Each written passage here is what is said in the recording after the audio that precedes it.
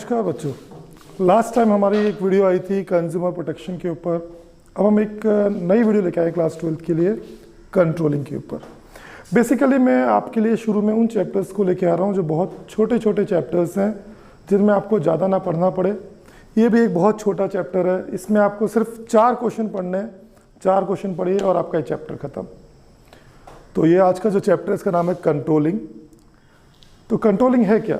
Controlling is the process of comparing actual results with plan target. आपने कुछ plans बनाए थे और जब वो प्लान अचीव हुए नहीं हुए हमें कैसे पता चलेगा? तो कंट्रोलिंग वो फंक्शन है जिसमें हम आपका जो एक्चुअल रिजल्ट है और जो हमने प्लान किया था उन्हें कंपेयर करेंगे और हमें पता चलेगा कि हमारा प्लान अचीव हुआ कि नहीं हुआ। तो मैंने कहा इस चैप्टर में आपको सिर्फ 4 क्वेश्चन करने हैं। उन 4 क्वेश्चन में सबसे पहला क्वेश्चन है importance of controlling. Explain the importance of controlling. और इंपॉर्टेंस में पहला है accomplishing organizational goals. Controlling function guides the organization and keep it on right track so that organizational goals might be achieved. Controlling function आपको सही track पे रखता है, वो आपको अपनी दिशा से भटकने ही नहीं देता और जब आप सही दिशा में चलोगे तो भी आपके जो भी गोल्स होंगे वो आप उन्हें अचीव कर पाएंगे। सेकेंड इंपॉर्टेंस है judging accuracy of standard. Good control system enables management to verify whether standard sets are accurate. आपने जो अपने लिए स्टैंडर्ड सेट किए हैं वो सही है कि नहीं है। भाई आप कहते हैं कि हमने क्लास 12th में 80% मार्क्स चाहिए, बोल तो दिया आपने, जब रिजल्ट आएगा तब पता चलेगा कि 80 आए कि नहीं आए। तो वही है, आपने जो भी अपने लिए स्टैंडर्ड सेट किए वो सही है या नहीं है, वो सही से अचीव हुए हैं या आपको कंट्रोल हुए। तो controlling helps in judging the accuracy of standard. Third function है आपका, थर्ड इंपॉर्टेंस है आपकी making efficient use of resources. By exercising control a manager seeks to reduce wastage and spoilage of resources. अगर आप सही से कंट्रोलिंग करोगे, कोई भी मैनेजर अगर कंट्रोल करता है तो जो भी वेस्टेज है उसको रोका जा सकता है। Improving employees' motivation. A good control system ensures that employees know well in advance what they are expected to do. It helps them to give better performance. जब आपकी कंट्रोलिंग होती है तो कंट्रोलिंग में आपने कैसा परफॉर्म किया है, आपकी परफॉर्मेंस क्या है, ये मैनेजमेंट मेजर करती है और फिर उस परफॉर्मेंस के बेसिस पे आपका परफॉर्मेंस अप्रेजल होता है, आपको बोनस मिलता है, आपका प्रमोशन होता है। तो जब आपको पता है कि आपको कंट्रोल किया जा रहा है, आपको देखा जा रहा है, तो किन पैरामीटर्स में देखा जा रहा है आपको पहले से ही पता है और फिर आप उन पैरामीटर्स को इंप्रूव करोगे। तो कंट्रोलिंग से आपकी परफॉर्मेंस भी इंप्रूव होती है। और लास्ट जो इंपॉर्टेंस है ensuring order and discipline. Controlling creates an atmosphere of order and discipline in the organisation. और किसी भी ऑर्गेनाइजेशन को स्मूथली रन करने के लिए डिसिप्लिन का होना बहुत ज़रूरी है। पहला क्वेश्चन जो बेटा इसमें था, मैं कहता हूँ इसमें 4 क्वेश्चन है, तो पहला क्वेश्चन तो आपने इंपॉर्टेंस का पढ़ लिया। दूसरा क्वेश्चन हमको लिमिटेशंस देखनी है, लिमिटेशंस ऑफ कंट्रोलिंग। तो पहले लिमिटेशन है difficulty in setting quantitative standards. Controlling system loses some of its effectiveness when standards can not be defined in quantitative terms. Controlling में हमें सबसे पहले स्टैंडर्ड सेट करने पड़ते हैं। अपने लिए स्टैंडर्ड सेट करना वो भी नंबर्स में बहुत डिफ़िकल्ट है। भाई आप मान लीजिए अपने लिए क्लास 12th में अपने लिए आप एक टारगेट सेट करो कि हम 90% मार्क्स लाएंगे। फिर आपको लगता है यार 90% कुछ ज़्यादा तो नहीं हो गया, फिर तुमने कहा चलो 60 रख लेते हैं। फिर बोला यार 60 कुछ कम तो नहीं हो गया। यानी अपने लिए एक टारगेट सेट करना वो डिफ़िकल्ट है कि नंबर्स में। तो कंट्रोलिंग की पहली डिफ़िकल्टी यही है, difficulty in setting quantitative standards. Second limitation है little control on external factor. Enterprises cannot control external factors like government policy, technological changes, competition. कोई भी कंपनी जो अपने इंटरनल फैक्टर्स, अपने एम्प्लॉयज़ को कंट्रोल कर सकती है, वहाँ के रूल्स एंड रेगुलेशन कंट्रोल कर सकती है, पर आप सब चीज़ कंट्रोल नहीं कर सकते। जो चीज़ आपके कंट्रोल के बाहर है आप उसे कंट्रोल नहीं कर सकते। आप गवर्नमेंट की पॉलिसीज़ को चेंज नहीं कर सकते।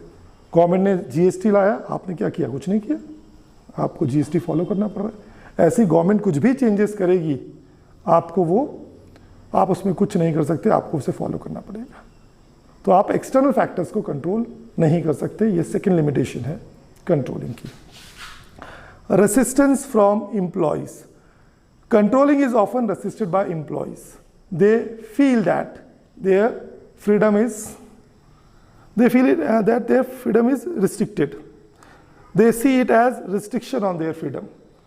अगर आप बहुत ज़्यादा कंट्रोल करोगे किसी को तो उसे लगता है कि उसकी फ्रीडम छीनी जा रही है। आपके मम्मी डैडी या टीचर्स हर समय बोलते रहेंगे पढ़ लो पढ़ लो पढ़ लो, आप बोलते हैं क्या है यार, हर समय बोलते रहते हैं पढ़ लो पढ़ लो, तो एक तरह से आप इरिटेट होते हो। वैसे एम्प्लॉयज़ को भी अगर तुम ज़रूरत से ज़्यादा कंट्रोल करोगे तो उसको लगेगा कि यार उसकी फ्रीडम उससे छीनी जा रही है, वो उसका विरोध करेंगे। और लास्ट है costly affair, controlling is a costly affair, it involve lots of time money and expenditure, तो ये इसकी एक और लिमिटेशन है। तो ये आपका दूसरा क्वेश्चन हो गया कंट्रोलिंग में लिमिटेशंस का। तीसरा क्वेश्चन जो हम कंट्रोल में करेंगे वो है management by exception. Management by exception is often known as control by exception. According to this concept only significant deviations which go beyond the permissible limit should be brought to the notice of management. If management try to control everything, it results in controlling nothing. ये concept ये कहता है कि आप सब कुछ control नहीं कर सकते। आपकी ऑर्गेनाइजेशन में बहुत सारी चीज़ें जो इंपॉर्टेंट फैक्टर्स हैं, की रिजल्ट एरियाज हैं, आप सिर्फ उन्हें कंट्रोल कीजिए। तो आप अपने लिए टारगेट सेट करते हो, तो मान लीजिए आपने अपने लिए 60% का टारगेट सेट किया, तो 59% आ गया, कोई दिक्कत नहीं है। लेकिन अगर उससे कम आया, 50s में आया तो दिक्कत है। ऐसी कंपनी में भी जो टारगेट सेट किए जाते हैं, कुछ डिविएशन जो है वो चलती है, लेकिन अगर बहुत ज़्यादा डिविएशन है आपको तभी उस चीज़ को मैनेजमेंट को बताना है। Manager should notice only those deviations which are beyond the permissible limit. If any manager try to control everything, it results in controlling nothing। अगर आप सब कुछ कंट्रोल करने की कोशिश करोगे तो आप कुछ भी कंट्रोल नहीं कर पाओगे। तो बड़ा नेक्स्ट टॉपिक हम जो कर रहे हैं वो हम कर रहे हैं relationship between planning and controlling. Planning and controlling ये दोनों बहुत ही आपस में रिलेटेड हैं, इंटर रिलेटेड हैं। हम प्लान बनाते हैं और कंट्रोलिंग में क्या करते हैं, कंट्रोलिंग की जो डेफिनेशन उसमें लिखा है, controlling is a process of comparing actual results with plan target. तो कंट्रोलिंग में हमने कितने भी प्लान बना लें, वो प्लान पेपर में है, वो प्लान अचीव हुए नहीं हुए कौन बताएगा, कंट्रोलिंग से पता चलेगा। तो कंट्रोलिंग से ही पता चलता है कि हमारी प्लानिंग सही है कि नहीं है। तो planning without controlling is meaningless. Similarly planning जो है, कंट्रोलिंग जो है, कंट्रोलिंग में हम कंपेयर करते हैं एक्चुअल रिजल्ट्स को प्लान से। अगर प्लान ही नहीं हो तो हम किससे कंट्रोल करेंगे। तो planning without controlling without planning is blind. बिना प्लानिंग के कंट्रोलिंग के पास कुछ नहीं होगा कंट्रोल करने के लिए। तो दोनों आपस में एक दूसरे के साथ रिलेटेड हैं। तो ये दोनों एक दूसरे को रीइंफोर्स करते हैं। कैसे? Planning based on facts make controlling easier and effective. Second, controlling improves future planning by providing information from past experiences। तो इंपॉर्टेंट क्वेश्चन है पर इस साल वाले बच्चों के लिए नहीं। 30% जो सिलेबस रिड्यूस हुआ है उसमें ये टॉपिक आपके सिलेबस से हट गया है। नेक्स्ट ईयर जो बच्चे देंगे उन्हें करना पड़ेगा, लेकिन इस साल कोविड-19 की वजह से आपको ये टॉपिक से आपकी जान छूट गई। अगला टॉपिक जो आपका है कंट्रोलिंग प्रोसेस, ये इंपॉर्टेंट है, ये इस चैप्टर की सबसे इंपॉर्टेंट है। आपको इस चैप्टर में कंट्रोलिंग पढ़ रहे हो तो आपको कंट्रोलिंग के स्टेप्स करने ही करने हैं। तो कंट्रोलिंग के स्टेप्स क्या है? पहला स्टेप है setting performance standard. First step in controlling process is setting performance standard.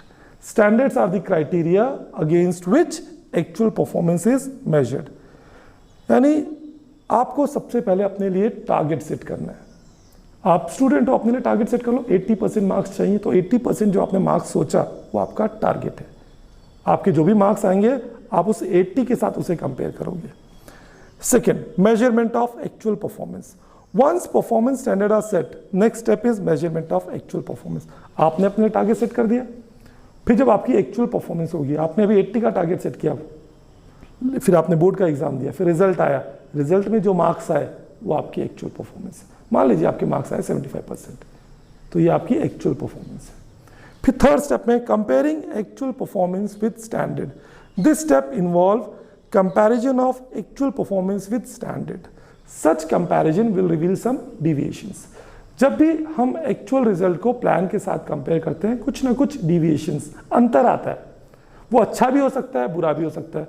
80% का टारगेट सेट किया, 85 आ गए, अच्छी बात है, ज़्यादा है, कोई दिक्कत नहीं है। 80 का रखा था, 75 आए, कम आए, क्यों आए, ये इंपॉर्टेंट है। तो नेक्स्ट स्टेप जो है analysing deviation. In this step we find out the causes of such deviations which are beyond the permissible limit need to be attended more urgently.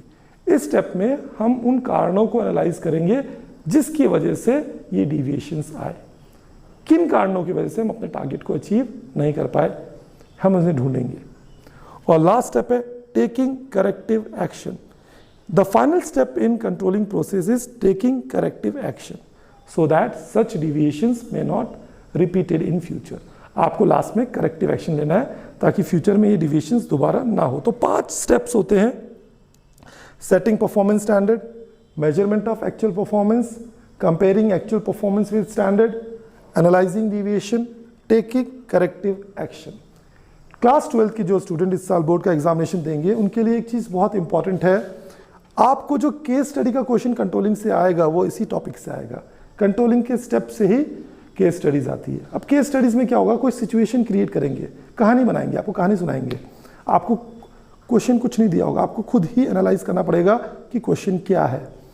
अब सिचुएशन ऐसी क्रिएट कर देंगे। आप ये मान लीजिए किसी भी ऑर्गेनाइजेशन में जहाँ पर कोई टारगेट सेट किया जा रहा है, फिर उस टारगेट को मेजर किया जा रहा है, फिर कारण ढूंढे जा रहे हैं, वर्कर पे सीसीटीवी कैमरे से नज़र रखी जा रही है और फिर कोई एक एक्शन लिया जा रहा है, तो समझ लेना एक तरह के यही कंट्रोलिंग के स्टेप्स पूछे जा रहे हैं। सीसीटीवी कैमरा देख के समझ जाना कि कंट्रोलिंग है, नज़र रखी जा रही है।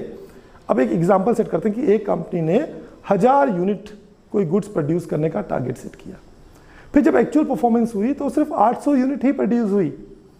तो मैनेजर ने देखा यार 800 हुई है, क्या कारण है। उसने दोनों को कंपेयर करने के बाद उसने उस कारण को ढूंढने की कोशिश की। उसने लोगों से बात की, इधर उधर बात की, फिर उसने क्या किया, कैमरा जहाँ भी वर्क एरिया है वहाँ पे सीसीटीवी कैमरा लगा दिया, वर्कर पे नज़र रखी गई।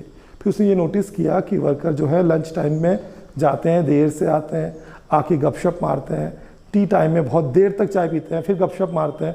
तो उसने क्या किया, वर्कर्स की मीटिंग बुलाई, उन्हें समझाया कि लंच टाइम इतना होता है, जल्दी आए, टी टाइम में ज़्यादा समय ना ख़राब करें, अपनी पोजीशंस को ना ढूंढे, अगर आपने ये सब नहीं छोड़ा तो हम आपका डिमोशन कर देंगे या आपका इस साल बोनस रोक देंगे, और अगर तब भी नहीं माने तो हो सकता है नौकरी से निकाल दें। तो उसने क्या किया, करेक्टिव एक्शन लिया। तो कहीं पर भी अगर टारगेट सेट हो रहा है, फिर उसकी परफॉर्मेंस को मेजर किया जा रहा है, फिर कॉजेज़ को ढूंढा जा रहा है और फिर करेक्टिव एक्शन लिए जा रहे हैं, तो आप ये समझ जाना कि कंट्रोलिंग के स्टेप्स पूछे जा रहे हैं। तो इस चैप्टर में बेटा सिर्फ 4 क्वेश्चन पे फोकस करो। कंट्रोलिंग की इंपॉर्टेंस पढ़ो, लिमिटेशंस पढ़ो, मैनेजमेंट बाय एक्सेप्शन पढ़ो, और ये कंट्रोलिंग प्रोसेस तो पढ़ो ही पढ़ो, इसे आप स्किप नहीं कर सकते हो। तो इन 4 क्वेश्चन के साथ आपका ये चैप्टर खत्म। जल्दी हम एक और आसान चैप्टर के साथ आपके पास आएंगे।